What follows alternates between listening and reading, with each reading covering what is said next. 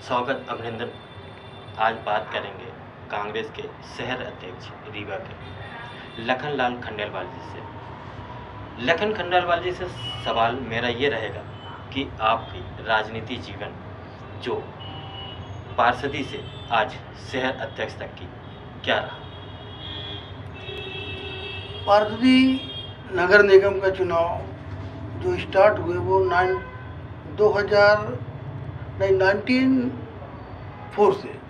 से है ना।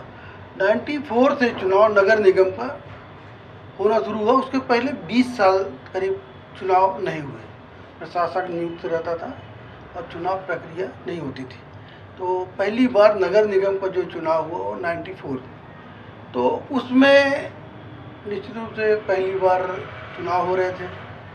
मुझको भी टिकट का हुआ कि हम भी कांग्रेस में हैं, कांग्रेस की टिकट मांगा जाए और मैंने प्रयास किया। निश्चित रूप से उस समय हमारे सामने कई दिग्गज लोग भी थे जिनके सामने कहीं ना कहीं मैं बहुत कमज़ोर अपने को मानता था, लेकिन मैंने प्रयास किया। कांग्रेस पार्टी का आशीर्वाद मिला और 94 में पहली बार मैं पार्षद का टिकट मेरे को मिला और मैं चुनाव कांग्रेस पार्टी से जीता। उसके बाद निश्चित रूप से मैंने लोगों की सेवा किया और भरपूर सहयोग मिला और उसका परिणाम यह हुआ कि उसके बाद 99 में भी वो वार्ड तो पिछड़ा हो गया, लेकिन उसके सामने का वार्ड जो था, वार्ड नंबर 37, उस पर हमने अपना प्रयास किया और वहाँ से भी मेरे को कांग्रेस पार्टी ने टिकट दिया और मुझको वहाँ पर भी सफलता मिली।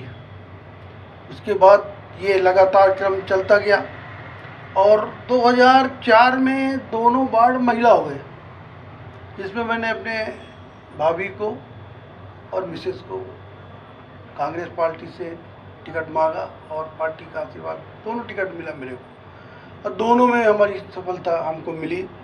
और उसके बाद 2009 में एक सामान्य सीट हुई और एक महिला सीट हुई। तो उसमें एक टिकट मैं अपने लिए मांगा और अपने पत्नी के लिए मांगा। टिकट मेरे को मिला और जनता का भरपूर सहयोग आशीर्वाद मिला और उसके बाद भी मेरे को उन दोनों में सफलता मिली। इस तरह से हमारा जो सफ़र था, निश्चित रूप से मुझको पार्टी ने पूरा सहयोग दिया, जनता ने मेरे को आशीर्वाद दिया और मैं दो वार्डों से चुनाव जीतता चला गया। उसके बाद फिर एक बार और एक ही महिला सीट थी, तो फिर मैंने बहू को लड़वाया, वो भी चुनाव जीती। वर्तमान समय में 2020 में फिर चुनाव हुआ। मेरी मिसेज इस समय पार्षद हैं और MIC की सदस्य हैं, गायत्री खंडेलवाल। तो इस तरह से लेके हम करीब 8 बार हमें टिकट हमारी पार्टी ने दिया और 8 बार ये पार्षदी के चुनाव हम लोगों ने, हमारे परिवार के लोगों ने, सब लोगों मिलकर जीता। ये सफ़र चलती गई और इसी बीच में मुझे कार्यकारी अध्यक्ष शहर का बनाया गया।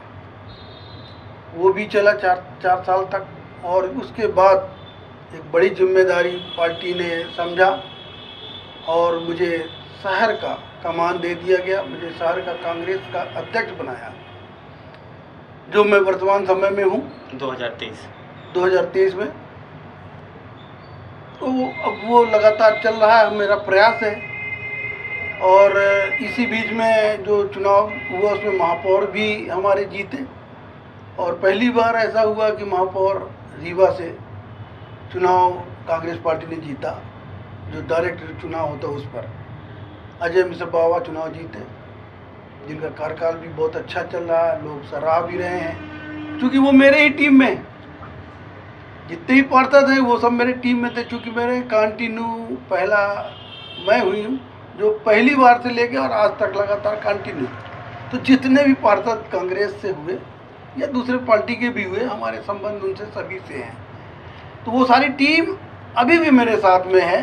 तो निश्चित रूप से उन सबका सहयोग, महापौर जी का सहयोग और मेरी अपनी खुद की टीम हमने बनाई है कांग्रेस की शहर की, और उसके साथ साथ सेक्टर, मंडल और BLA, ये काफ़ी बड़ी संख्या में एक हमारी टीम कांग्रेस की है और जिसको निश्चित रूप से मैं समय समय में बैठक करके और उनको मजबूत करने की कोशिश कर रहा हूँ। और उस पूरी टीम के माध्यम से मुझे पूर्ण विश्वास है कि इस बार कांग्रेस पार्टी को शहर से और रीवा जिला से काफ़ी मात्रा में हमें विधायक मिलेंगे। और जनता का रुझान भी है, महंगाई आपका देख रहे हैं, बेरोजगारी देख रहे हैं, मद्दी देख रहे हैं। तो किसी भी वर्ग से अगर आप पूछें कि क्या कोई वर्ग ऐसा है जो खुशी हो, कोई प्रकार का सुखी हो, तो ऐसा नहीं मिलेगा। सारा 1994 से आप राजनीति जीवन में हैं जी और 2023 चल रहा है। क्या रीवा में ऐसी कानून व्यवस्था पहले थी जो आज चल रही है? जैसे कि सिविल लाइन थाने का अभी मामला ही है कि एक एसआई ने टीआई को गोली मार दी। इसके पहले आपने देखा कि रीवा शहर में 1 महीने के अंतराल पे कितनी गोलियां चली हैं। तो क्या ऐसे 1994 से और 2023 में ऐसा कोई दिखा आपको? नहीं, ऐसा कभी नहीं होता था। 1 महीने के अंदर 6-7 बार गोलियां चल गई और हर दूसरे दिन पता चलता कि गोलियां चल रही है, चाकूबाजी हो रही है, अपराध बढ़ रहे हैं, महिलाओं पे अत्याचार हो रहा है, नाबालिग बच्चों के साथ। तो मैहर में आपने कांड देखा, कितना विभत्स घटना है ये। किस तरह से कहने में भी हमको थोड़ा अच्छा नहीं लगता है, लेकिन उस बच्ची के साथ में जिस तरह से, और धार्मिक जगह पे हमारे धार्मिक लोगों ने किया, जो वहाँ के पहरेदार थे, उन लोगों के द्वारा इस तरह का कांड किया गया। 10 कहते हैं 20 घंटे तक वो बच्ची वहाँ पड़ी रह गई हैं, लकड़ियाँ डाल दी गई, लड़की निकाला गया। और यहाँ किस हालात में है वो, अभी तक निर्भया वाला जैसे था, पूरा देश के अंदर आपने देखा था, सारे मीडिया, सारे नेता, सारे कुछ, पूरा देश ऐसा लग रहा था कि ये इससे बड़ा कोई अपराध नहीं हो, जबकि उसी से की तरह ये अपराध है। अभी तक में ना तो कोई, हमें लगता है दूसरा अगर कोई बड़ा आदमी होता तो निश्चित रूप से भोपाल से हवाई जहाज आता, उसको एयरलिफ्ट करके बाहर ले जाते, कैसी कैसी सुविधाएं उसको दी जाती। लेकिन वो चूँकि गरीब है और आदिवासी है, और जिस तरह से आप देख रहे हैं कि पूरे मध्य प्रदेश के अंदर, अभी आपने सीधी में देखा किस तरह से मुंह में पेशाब कर रहे हैं भारतीय जनता पार्टी के कार्यकर्ता हैं, विधायक प्रतिनिधि हैं, और कितने सारे अपराध इस समय देख रहे हैं अब हो रहा है। तो कहीं ना कहीं लगता है, हम लोग देखते थे आज जब बहुत छोटा शहर था हमारा, कभी कोई एक आध मौत हो जाती थी तो आदमी लगता था कि उस महीनों उस गली में नहीं जाता था, इतने भयानक डर होती थी एक छोटा सा अपराध के कारण, और महीनों उसको याद करते थे। आज ये हालत है कि 8-8, 10-10 लोग, 5-5 लोग मर जाते हैं तो कोई 2 दिन बाद सब भूल जाते हैं। और ये अपराध बहुत ज़्यादा बढ़ा हुआ है। कहीं ना कहीं जो इतनी बड़ी फौज, पहले तो हमारे यहाँ एसपी तक होते थे, अब तो ऊपर तक काफ़ी बड़ा फौज बन के तैयार हो गया, लेकिन अपराध उससे ज़्यादा बढ़ता चला जा रहा है। अगर अंकुश इसमें नहीं लगाया गया तो निश्चित रूप से आम जन को अपने घरों में रहना मुश्किल पड़ जाएगा। जैसे आपने देखा कि दिल्ली में निर्भया कांड हुआ था, ऐसा ही मैहर में एक कांड हुआ है आदिवासी बच्ची के साथ। 12 साल की बच्ची है जिनके प्राइवेट पार्ट पे 14 इंच का लकड़ी डाल दी गई। उसको तड़पते हुए लेके यहाँ पे आए।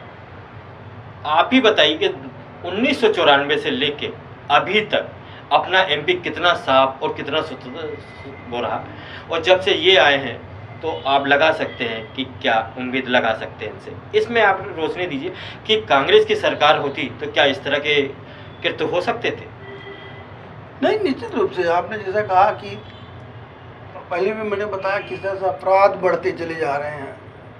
अब पुलिस वाले को ही मार देते हैं, जिस पे व्यवस्था बनाने का है वो दारू पी के और पता लगा कोतवाली के अंदर घुस के और गोली मार देते हैं। फिर उसके ऑडियो वीडियो भी वायरल हो रही है, उस पर वो किस तरह से बातें कर रहे हैं।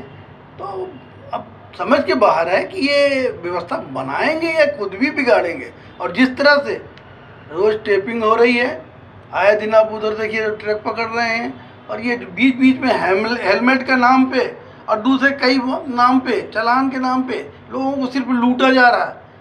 लोगों के पास काम नहीं है, आमदनी का जरिया ख़त्म हो गया है, और इस तरह से जो चालान कर करके 1200 रुपये एक दिन मैं देख रहा था, 1200 रुपया का क्या चालान किया तो उसके पास नहीं तो उसकी गाड़ी भी जाके जब्त कर रही थी। अब वो पिपिया घूम रहा था, किस काम से कहाँ जा रहा है, कोई मजबूरी सुनने को भी तैयार नहीं होते हैं पुलिस वाले, निर्दयी टाइप का हो गए हैं। और निश्चित रूप से ये जनता बिल्कुल एकदम से पिस रही है हर तरह से।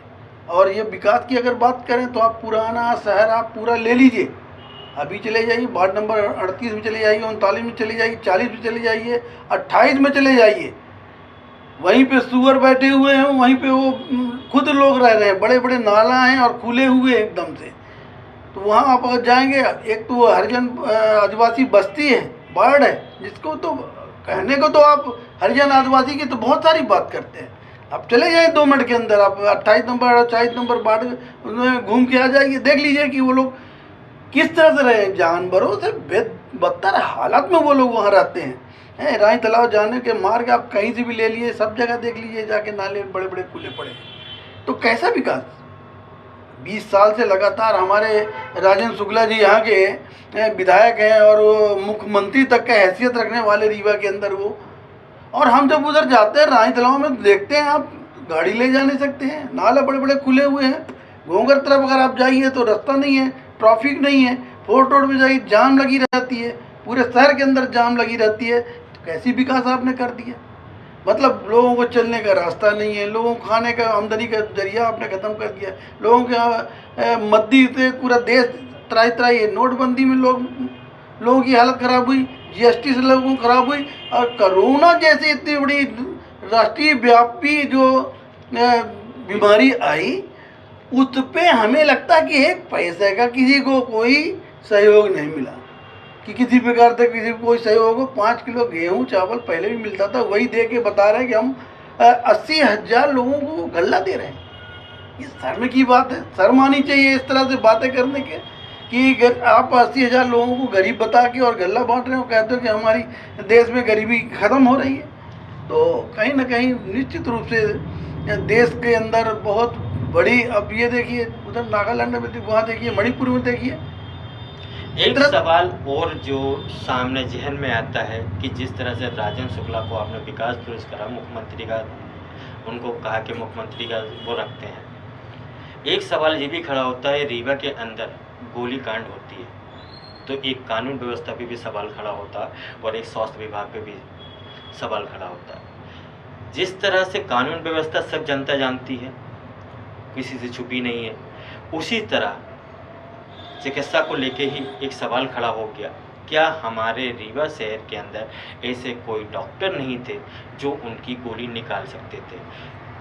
आपने देखा है कि जिस तरह से कुछ भी तबीयत खराब होती है, अभी हमारे विधानसभा अध्यक्ष गिरीश गौतम जी की तबीयत खराब हो जाती तो हेलीकॉप्टर आता है, और विकास के नाम पे इन्होंने सुपर स्पेशलिस्ट करोड़ों रुपए में बनाया। तो क्या इस तरह के डॉक्टर नहीं मिल पाए हैं? निश्चित रूप से बहुत बड़ी दुर्भाग्य की बात है। सुन रहा तो मैं आदरणीय राजेंद्र शुक्ला जी को कि भोपाल से डॉक्टर चल दिए हैं, जबलपुर से डॉक्टर चल दिए हैं, और शर्म आती है हमको तो खुद भी सुन के, अब बोलने वालों को शर्म नहीं आती है। इतने बड़े बड़े हॉस्पिटल हमारे रीवा में, हम कभी ये नहीं सुनते हैं कि रिफ़र होकर रीवा में केस आ रहे हो, जबकि वो हॉस्पिटल उसी स्तर पे बने।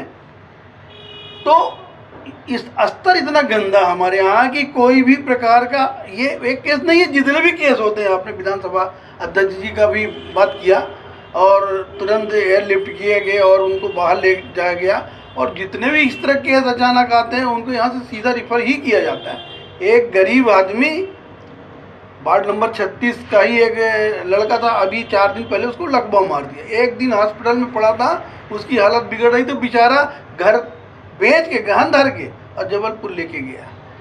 तो ये हालत है कि हमारे यहाँ मतलब इलाज क्यों नहीं होता इस तरह के, कि जिनको विश्वास भी हो कि हमारा जो मरीज है उसका इलाज सही ढंग से यहाँ हो जाएगा, ऐसा विश्वास क्यों नहीं होता लोगों को? और विश्वास न होने के कारण है कि यहाँ पे इस तरह से केस संभाले नहीं जाते।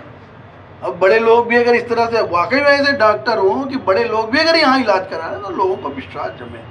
तो यहाँ पर न शिक्षा का स्तर अगर देखा जाए तो जिसको देखो, जिनके भी विधायक और मंत्री के लड़के देखे और अधिकारियों के सब बाहर पढ़ने जाते हैं। हमारे यहाँ इतना बड़ा विश्वविद्यालय है, इतने सारे स्कूलें हैं, सब कुछ है, क्यों नहीं बनाया जाता ऐसे कि हमारे रीवा में ही बाहर के लोग आएँ और पढ़ें? क्यों नहीं ऐसी चिकित्सा व्यवस्था बनाई जाती कि बाहर से रिफ़र केस हमारे यहाँ आए?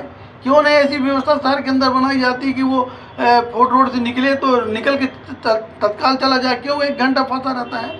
हर जगह जाम की स्थिति बनी रहती है। ये सारी चीज़ों को अगर देखा जाए, कलेक्ट्रेट में जाइए, नगर निगम में की हालत देख ही रहे हैं, पुलिस विभाग में जाइए, कहीं भी जाइए, घूस ऐसी है कि अब पता चला कि एक विधवा अपने पति का प्रॉपर्टी को अगर अपने नाम ना बंद कराती तो बिना पैसे दिए उसका कोई काम नहीं होता। ये हालत घूस का है। घूस तो चरम सीमा के ऊपर है। तो हर चीज़ भ्रष्टाचार के अंदर देखा जाए तो देख रहे हैं किस तरह से। और अभी देखिए कितनी सारी योजनाएं सरकार की आ रही हैं, रोज़ एक योजनाएं आ रही। अच्छा काम अगर किए हो तो एक भी योजना लाने की आवश्यकता नहीं पड़ती, लेकिन आपको मालूम कि आपने अच्छा नहीं किए, इसलिए रोज़ ये 1000 देंगे, 2000 देंगे, इनको भी दे दो, उनको भी दे दो, सबको दे दो, कर्ज ले लेके और जो मांगे जिसको जो मांगता देते चले जाओ। ये इस तरह से सरकार होती है। आज ये हालत है कि 3 लाख से ऊपर के 3 लाख करोड़ का ऊपर का कर्ज हो गया मध्य प्रदेश के अंदर। 45,000 रुपये प्रति व्यक्ति के ऊपर आज के तारीख में कर्जा है। 42,000 करोड़ रुपया हर साल का ब्याज देना पड़ता है मध्य प्रदेश सरकार को। ये हालत है इस देश का, इसमें प्रदेश का। और देश की भी हालत वही है। 55 लाख करोड़ कर्जे में जब आए तो मोदी जी देश था, अब आज की तारीख में 150 लाख करोड़ के ऊपर पहुंच गया। तो जिधर देखिए, ठीक है आपने कर्ज लिया तो बड़ी अच्छी बात है। अगर कर्ज लिया है तो लोगों को सामान तो सस्ता मिलना चाहिए। टमाटर 200 रुपये मिल रहा है, सरसों के तेल के रेट देख लीजिए, आटा, गेहूँ, चावल। अंग्रेजों ने भी आटा चावल में टैक्स नहीं लगाया था, लेकिन इनकी सरकार ने उस पर भी टैक्स लगा रखा है। तो लोगों को सामान हर चीज़ महंगा मिल रहा है और उधर से वो कर्जा लेते चले जा रहे हैं। तो समझ में नहीं आता लाभ किसको दे रहे हैं। जिसको देखो वही पिटता चला जा रहा है। एक भी व्यक्ति, चाहे किसान हो, बेरोजगार हो, व्यापारी हो, पेंशनर हो, बच्चे हो, कोई भी वर्ग इस सरकार से कहीं भी खुश नहीं है। सबकी हालत खराब है। ये थे हमारे कांग्रेस के शहर अध्यक्ष लखनलाल खंडेलवाल जी, जिन्होंने साफ तौर पे आरोप प्रत्यारोप डायरेक्ट नहीं लगाया, लेकिन इनके दिल की जो बातें थी इस सरकार से वो उन्होंने खुल के बताया। कानून व्यवस्था को लेके जवाब निरपक्ष दिया, चिकित्सा को लेके इन्होंने निरपक्ष बताया कि किस तरह से इनकी सरकार में इस तरह के चिकित्सा नहीं, छोटे छोटे इलाज के लिए आम जनता से लेके बड़ी लोग बाहर का ही रास्ता देखते हैं। ऐसे ही शख्सियत से मिलवाते रहेंगे, बात करवाते रहेंगे, निरपक्ष और बिल्कुल साफ़ सुथरी बातों से, कोई लपेट की बात नहीं, जो भी बात होगी साफ़ सुथरी होगी। दीजिए इजाज़त, नमस्ते।